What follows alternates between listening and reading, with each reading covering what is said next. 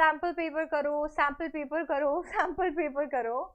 सब यही कहते रहते हैं कि सैंपल पेपर करो, पर कैसे करना है यार, मतलब जिससे मेरे को सबसे ज्यादा रिजल्ट्स मिले वो कोई नहीं बताता। ये वीडियो के अंदर हम जानने वाले हैं कि सैंपल पेपर्स को सॉल्व करने का क्या करेक्ट तरीका है, जिससे अगर आप कोई सैंपल पेपर कर भी रहे हो तो उससे आपको मोस्ट मिले। अरे सिर्फ सैंपल पेपर कर लिए तुमने, 30 पेपर कर लिए, 15 पेपर कर लिए, 45 पेपर कर लिए, पर अगर तुमने उन्हें प्रोडक्टिवली नहीं किया है या उनमें से जो तुम्हें इंफॉर्मेशन चाहिए वो इंफॉर्मेशन तुमने एक्सट्रैक्ट आउट नहीं करके रख रखी है, तो एग्जाम में नहीं काम आएगी। अरे इस बेसिस पे तुम्हें नंबर नहीं मिलेंगे, नंबर इस बेसिस पे मिलेंगे कि जो सैंपल पेपर तुमने किए हैं इससे तुमने क्या सीखा।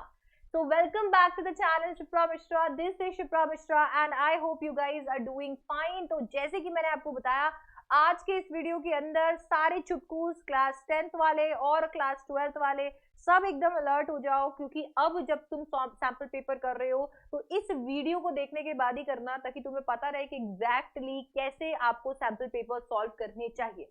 सो मैं आपका टाइम ना ज्यादा वेस्ट करते हुए फटाफट से वीडियो को शुरू करती हूँ। कुछ एक पॉइंट जो तुम्हें याद रखने चाहिए, बहुत इंपॉर्टेंट है, वो देखते जाओ।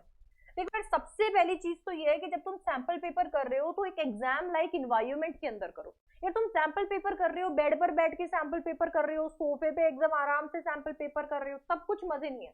क्योंकि सैंपल पेपर का मतलब होता है कि आप यहाँ पर एक मॉक टेस्ट दे रहे हो जो कि एग्जैक्टली आपके बोर्ड्स के जैसा ही होना चाहिए। तो एग्जाम लाइक इन्वायरमेंट बनाओ, एक टेबल चेयर लगाओ, उस पर बैठकर सैंपल पेपर करो, ताकि आपको वो फील भी आए। आप बहुत सारी चीजों को जो शायद बोर्ड में फेस कर सकते हो यहाँ पर ऑलरेडी फेस कर लोगे, क्योंकि आप दोनों ही पहली बार बोर्ड लिख रहे हो, ये बहुत ज्यादा जरूरी है। इसके बाद में हमेशा अपने आप को टाइम करो। ये जो बच्चे सैंपल पेपर करते हैं, एक सैंपल पेपर शुरू करते हैं और पूरे दिन में बस वो वही सैंपल पेपर चला रहे होते हैं और कहते हैं आज तो खूब पढ़ाई कर ली, बहुत पढ़ाई हो गई यार, आज तो थक गया मैं तो फिर से थक गई। वो वाले बच्चे एकदम अलग ही बच्चे हैं और उनकी पिट्टी होने वाली है। क्योंकि अगर आप सैंपल पेपर कर रहे हो तो 3 घंटे का टाइम अपने आप को दे दो कि ये 3 घंटे के अंदर मेरे को ये सैंपल पेपर करना है।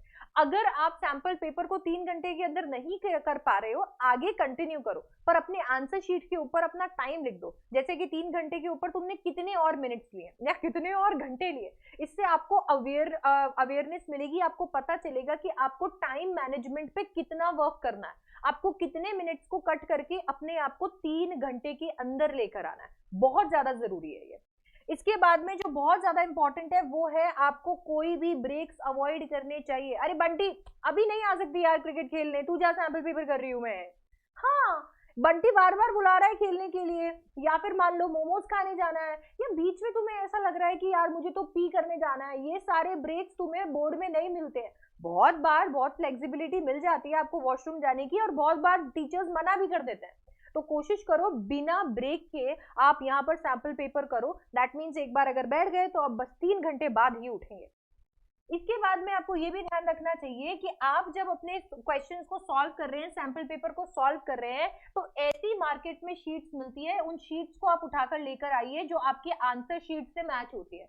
आपके आंसर शीट से मैच होने वाली शीट्स को अगर आप लेकर आओगे और उनके ऊपर अपना पूरा सोल्यूशन लिखोगे, तो आपको एग्जैक्टली पता होगा कि आपका प्रेजेंटेशन कैसा होगा, कितने आंसर्स कितने पेज में आएंगे, मेरा कौन सा वाला आंसर, लॉन्ग आंसर क्वेश्चन कितने पेज में आता है, शॉर्ट आंसर क्वेश्चन कितने पेज में आता है। इससे तुम्हें वर्ड्स नहीं गिनने पड़ेंगे, बिकॉज यू विल नो कि शॉर्ट आंसर टाइप क्वेश्चन मेरा कितने लाइंस के अंदर आता है और लॉन्ग आंसर टाइप क्वेश्चन मेरा कितने लाइन के अंदर आता है। तो एग्जाम के अंदर बस वही दिमाग में रहेगा, तो शब्द गिनने ही नहीं पड़ेंगे। इसके साथ में आपको यहाँ पर क्या करना चाहिए, अपने आंसर्स को चेक भी करना चाहिए। अरे तुम चाहे केवल 5 ही सैंपल पेपर कर लो, 45 मत करो, पर वो 5 सैंपल पेपर जो तुम कर रहे हो उन्हें आंसर शीट के अकॉर्डिंग जो मार्किंग स्कीम दी हुई है उसके अकॉर्डिंग चेक करो, ताकि तुम्हें पता चल सके कि तुमने कहाँ कहाँ पर गलती की है, और स्ट्रिक्टली चेकिंग करो तभी, ताकि तुम्हें मोटिवेशन मिले और बेटर करने का। अपने डिजायर्ड स्कोर्स तक पहुंचने के लिए आप सैंपल पेपर सॉल्व तो करते रहते हो, बट अगर आप अपने मिस्टेक्स को रियलाइज नहीं करते हो, अपने डाउट्स क्लियर नहीं कराते हो, तो वो डिजायर्ड गोल तक आप कभी पहुंच ही नहीं पाते हो। एक और चीज आपको बता देती हूँ, सैंपल पेपर को सॉल्व करने की सबसे अच्छी टेक्निक होती है सैंपल पेपर को सॉल्व करना। कितने बच्चे होते हैं जो सोचते हैं ये भी ले आता हूँ, ये भी ले आता हूँ, इतने यहाँ से सैंपल पेपर इकट्ठा करके बैठ जाते हैं बस, और सॉल्व कभी नहीं करते। आइडियली अगर हर बच्चा 5 पेपर भी सॉल्व कर ले ना हर सब्जेक्ट के, तो भी बहुत है, बट हम लोग कभी उतनी मेहनत करते ही नहीं है। हमें तो सैंपल पेपर की बुक सिर्फ इसलिए चाहिए होती है ताकि देख लें किस तरीके के क्वेश्चन आए हैं और फिर उनके आंसर्स रट के चले जाएं। जैसे तो एग्जाम के अंदर वही एग्जैक्टली उठ कर आएगा। तो सैंपल पेपर को सॉल्व करना है तो सॉल्व करो ना। और एक और चीज याद रखो, maintain a doubt and mistake journal. अरे तुम्हारे पास अब ज्यादा दिन नहीं है, इतने ज्यादा टाइम बचा नहीं है कि अभी 50-50 सैंपल पेपर कर सके और उससे नई नई चीजें सीख सके। अरे तुम जितना भी सैंपल पेपर कर रहे हो एक पतली सी नोटबुक बना लो जिसके अंदर अपने जितने भी डाउट्स हैं उन्हें लिख लो और जितनी भी गलतियां हो रही हैं वो भी लिख लो। एक अच्छा लर्नर वही होता है जिसे पता होता है कि उसकी गलतियां कहाँ कहाँ पर हो रही है और उन गलतियों को वो दोहराता नहीं है। याद रखना कि ये गलतियां अगर अभी हो रही है तो हो सकता है एग्जाम के अंदर भी हो।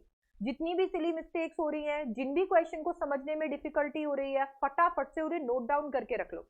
अगर एक डाउट जर्नल में उसे लिखकर रख लोगे और साथ ही साथ में एक मिस्टेक नोटबुक भी मेंटेन करके रखोगे तो तुम्हें पता चलेगा कि कहाँ पर तुम्हारी गलतियां हुई थी और तुम अवेयर रहोगे कि वो गलतियां मुझे वापस नहीं करनी है। अपने करेक्टेड आंसर्स को रिवाइज करते रहोगे कि या मेरी गलती हुई थी, इसका करेक्ट आंसर ये है, इसी को मैं रिवाइज करता रहूंगा, उसी को रिवाइज करते रहो। अपने डाउट्स को जाकर टीचर्स से सॉल्व करवाओ ताकि वो डाउट्स ना रह जाए। कहीं ऐसा ना हो जाए कि उन्हीं में से क्वेश्चन आ जाए एग्जाम के अंदर और आप ये सोचो कि अरे यार मैंने क्यों नहीं पूछा। तो कोशिश करो कि अपने डाउट्स में जो ये जर्नल आप बना रहे हो सिर्फ इसे मेंटेन ही नहीं करना है, आपको ये भी ध्यान रखना है कि आप डाउट सॉल्व करवा के लेकर आओ टीचर से, वहां पर लिखो कि ये डाउट सॉल्व हो गया और डाउट का पूरा सोल्यूशन लिख लिया और अपने करेक्टेड आंसर और अपना solution time to time revise करते रहो। एक बार उसमें अटके हो, चांसेस है बार बार अटकोगे। तो जो चीज तुम्हारी सबसे बड़ी हर्डल है उसे तो कम से कम पहचानो, कम से कम उसको तो वापस रिपीट मत करो। और बहुत ज्यादा इंपॉर्टेंट है हाईलाइट करना नए तरीके के क्वेश्चन। अरे यार हर एक सैंपल पेपर में अलग अलग तरीके के क्वेश्चन आएंगे। साइंस के सैंपल पेपर्स में हो सकता है कि कुछ क्वेश्चन जो आप एक्सपेक्ट नहीं कर रहे थे वो आपको देखने को मिल जाए, कभी हिस्ट्री के अंदर कोई अलग क्वेश्चन आपको देखने को मिल रहा है, कभी बिजनेस स्टडीज के अंदर। कोई भी आप सब्जेक्ट में कोई भी क्लास के किसी भी क्लास का सैंपल पेपर अगर आप कर रहे हो, अगर आपको कोई भी नया क्वेश्चन मिलता है तो उसे हाईलाइट करो। अच्छा क्वेश्चन मिलता है तो उसे हाईलाइट करो क्योंकि वो लर्निंग है आपकी। आपको पता चलेगा अच्छा ये वाला क्वेश्चन है, वो एक चैलेंज है, जिस चैलेंज को अगर आप ओवरकम कर लेते हो, अगर उसका आंसर अच्छे से करते हो तो ये कितना सेटिस्फैक्टरी होता है। And at the same time आप अवेयर रहते हो कि ऐसे क्वेश्चन भी मुझसे पूछे जा सकते हैं, तो वो भी आपको पता होना चाहिए। अच्छा क्योंकि आप नई नई चीजें यहाँ पर क्वेश्चंस के माध्यम से सीखे जा रहे हो, मार्किंग स्कीम में नई नई बातें आपको बताई जा रही हैं, तो इन नई नई बातों के अकॉर्डिंग अपने नोट्स को कौन मॉडिफाई करेगा। रेगुलर बेसिस पे अपने नोट्स को भी मॉडिफाई करो ताकि से आप जो भी नोट्स पढ़ रहे हो वो अपडेटेड है आपकी नॉलेज के हिसाब से। तो चाहे फिर वो करेक्टेड आंसर्स हो, चाहे ऐसे डाउट्स हो जो सॉल्व हो गए हो, या कुछ ऐसी चीजें हो जो तुम्हें नई नई पता चली है, अपने नोट्स के अंदर पेंसिल से ही सही पर लिख दो ताकि लास्ट डे जब आप रिवाइज करो अपने एग्जाम से पहले तो वो सारी चीजें जो तुमने सैंपल पेपर से सीखी है वो एक ही जगह तुम्हें मिल जाए। ये बहुत ही ज्यादा इंपॉर्टेंट है बच्चों, नहीं तो सैंपल पेपर को सॉल्व करने का मतलब ही क्या हुआ। सैंपल पेपर आइडियली हम इसीलिए सॉल्व करते हैं क्योंकि हमें टाइम मैनेजमेंट का पता चल जाए, हम सारे क्वेश्चंस को एक साथ कैसे अप्रोच करें वो हमें पता चल जाए और साथ ही साथ में हमें अपनी गलतियां पहले ही पता चल जाए ताकि उनके लिए हम तैयार हो जाए और एग्जाम में उन गलतियों को ना दोहराएं।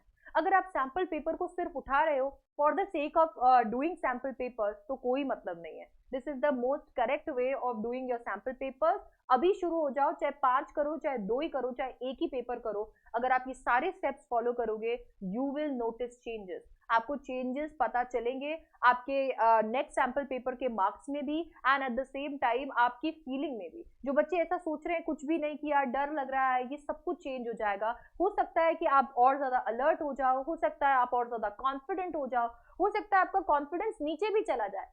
कुछ भी हो, फिर से खड़े होना है, फिर से शुरू करना है, नेक्स्ट सैंपल पेपर में और अच्छा करेंगे, बट रुकना नहीं है तब तक तुम्हें तुम्हारे डिजायर्ड रिजल्ट्स नहीं मिलते हैं। ठीक है, इसी अप्रोच के साथ में सैंपल पेपर्स को अब करना शुरू कर दो। एकदम करेक्ट टाइम है इसको करने का क्योंकि अभी तक बहुत जगह हम लोग रिवाइज कर चुके होते हैं, तो आप ये अभी कर सकते हो, but this is the correct way of doing it. Please keep all the points in your mind. So that's pretty much it for this video, all the chutkus class 12th। अभी सारा मैंने आपको बता दिया कि सैंपल पेपर में क्या क्या ध्यान रखना है, तो इस वीडियो को अपने फ्रेंड्स के साथ जरूर शेयर कीजिएगा एंड ऑल्सो चैनल को सब्सक्राइब कर लीजिएगा फॉर मोर सच टिप्स।